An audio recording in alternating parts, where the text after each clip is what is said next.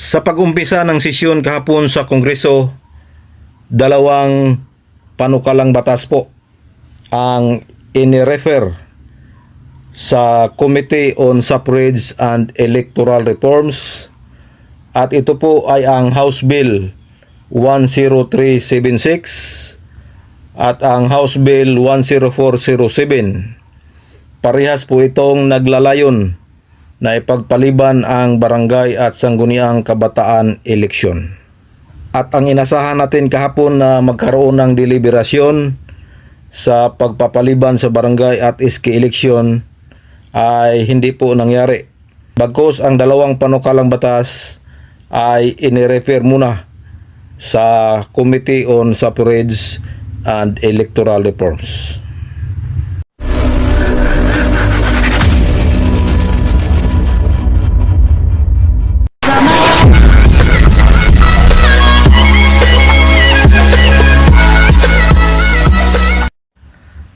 Hello, good morning mga kapobre. Welcome back sa ating munting channel, Cap June Official. Araw ngayon ng Martes at pitsa 4 na sa buwan ng Agosto mga kapobre. Panibagong araw, panibagong biyaya, panibagong pag-asa, panibagong lakas, and of course panibagong vlog mga kapobre. For today's vlog, update sa barangay at sangguniang kabataan eleksyon. So wag na nating patagalin to mga kapobre. Magandang usapin to ngayon. Kahapon po ay tinutukan po natin ang sesyon sa Kongreso dahil sa sinabi ni Congressman Javi Benitez na magdesisyon daw ang majority ng mga congressman kung ang barangay at sangguniang kabataan eleksyon sa November 2 2026 kung ituloy or ipagpaliban ito. Yes po mga kapobre, kahapon po ay binasa po ang title sa unang pagbasa ang dalawang House Bill na nagpapaliban sa barangay at sangguniang kabataan eleksyon. Ang buong akala natin mga kapobre ay magkaroon ng deliberasyon kahapon. Pero wala pong deliberasyon na nangyari, kundi ito po ay binasa lang sa pag-umpisa ng sesyon, binasa ang title at agad naman po itong inirefer sa Committee on Suffrage and Electoral Reforms sa Kongreso. So ibig sabihin mga kapobre, dadaan pa ito sa Committee on Suffrage and Electoral Reforms. Sa mga nagsasabi na postpone na daw ang barangay at sangguniang kabataan eleksyon sa November 2, 2026, isa pong fake news yan. Napakalaking fake news. Opo, mayroon pong final na panukalang batas postponing the barangay at sangguniang kabataan eleksyon, at ito po ay nananatiling panukalang batas po. Kahapon po binasa po ang titulo nito, at ito po ang House Bill number 10376 postponing the barangay at sangguniang kabataan eleksyon at ilipat ito sa taong 2028. Ito po ay pinangunahan ng 5 congressman. Ang author po nito ay si Congressman Asidre, Congressman Garin, Congressman Ortiga, Congressman Conghon, Congressman Zamora at si Congressman Redon. So sila po ang mga author ng 10376 na House Bill. At agad naman po itong inirefer sa Committee on Suffrage and Electoral Reforms. At ang pangalawang House Bill na binasa kahapon sa sesyon ay ito pong House Bill 10407.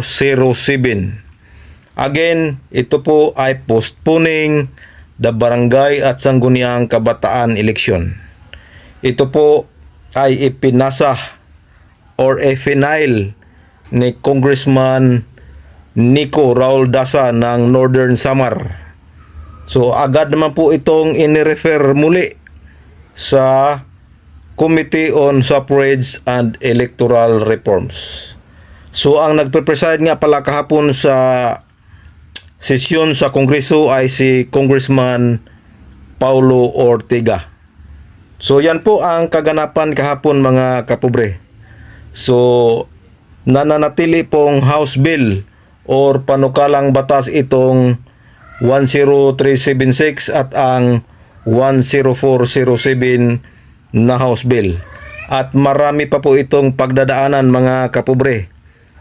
Kahapon po binasa ang titulo at papunta na ito sa Committee on Suffrage and Electoral Reforms.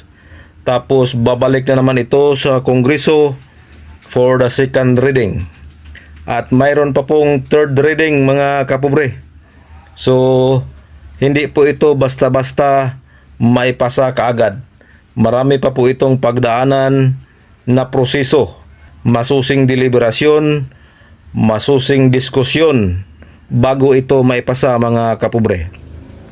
Kaya sa mga nagsasabi na pospo na po itong Barangay at Sangguniang Kabataan eleksyon sa November 2, 2026, huwag po kayong maniwala. Ang umiiral na batas po ngayon at kasalukuyang nangingibabaw ay ito pong Republic Act 12232 kung saan nakasaad na ang halalan sa barangay at sangguniang kabataan ay sa November 2, 2026 mga kapobre. So antabayanan natin to mga kapobre. At para maliwanag at klaro mga kapobre, ito po ang naganap na sesyon kahapon sa Kongreso. Panoorin natin to para malaman natin kung ano ang nangyari sa sesyon kahapon mga kapobre. Clips lang ito para maliwanag sa ating mga kababayan. Here we go. Mr. Speaker, the roll call shows that 233 members responded to the call. With 233 members responding to the call, the chair declares the presence of a quorum. Majority Leader? Mr. Speaker, considering that copies of Journal Number 1 dated July 27, 2026 were already distributed to the members, I move to dispense with the reading thereof and subsequently to approve the said journal. Is there any objection? Chair here stands. Said motion is approved. Majority Leader? Mr. Speaker, I move to proceed with the reference of business and request that the Secretary General be directed to read the titles of bills and resolutions on first reading, as well as communications and committee reports. So moved, Mr. Speaker. Secretary General is ordered to read the titles. Reference of business. Bills on first reading. House Bill number 10376, postponing the synchronized barangay and sangguniang kabataan elections to November 2028 by Representatives Garin, Asidre, Ortega, Conghon, Zamora, Isabel Maria, and Ridon. The Committee on Suffrage and Electoral Reforms. House Bill number 10407, postponing the November 2026 barangay and sangguniang kabataan elections by Representative Daza. The Committee on Suffrage and Electoral Reforms. So yan po, klarong-klaro mga kapobre. House Bill 10376 ay inirefer na sa Committee on Suffrage and Electoral Reforms at saka itong House Bill 10407. So mga kapobre, antabayanan natin yan sa deliberasyon sa Committee on Suffrage and Electoral Reforms. Again mga kapobre, maraming proseso pa po itong pagdadaanan. Hindi po ito basta-basta na maipasa. At kailangan itong pag-aralang mabuti dahil hindi po lahat ng congressman ay pabor. Marami ding mga congressman na tutol na ipagpaliban pa itong barangay at sangguniang kabataan eleksyon. At mismo po ang COMELEC ay nilinaw na sila po ay 95% ng handa para sa BSKE 2026 at ang maganda pa dito mismo ang Senate President na si Senador Win Gatchalian ay tutol na ipagpaliban pa ang nalalapit na barangay at sangguniang kabataan eleksyon. At sinabi ng Senate President na pag i-postpone pa ito po ay unconstitutional na dahil mayroon na pong naunang desisyon ang Korte Suprema. Sinabi ng Korte Suprema na noong December 2025 postponement ay last na po yon. Napagbigyan po yung postponement sa December 2025 dahil po ang title ng nasabing panukalang batas ay term fixing, hindi po postponement.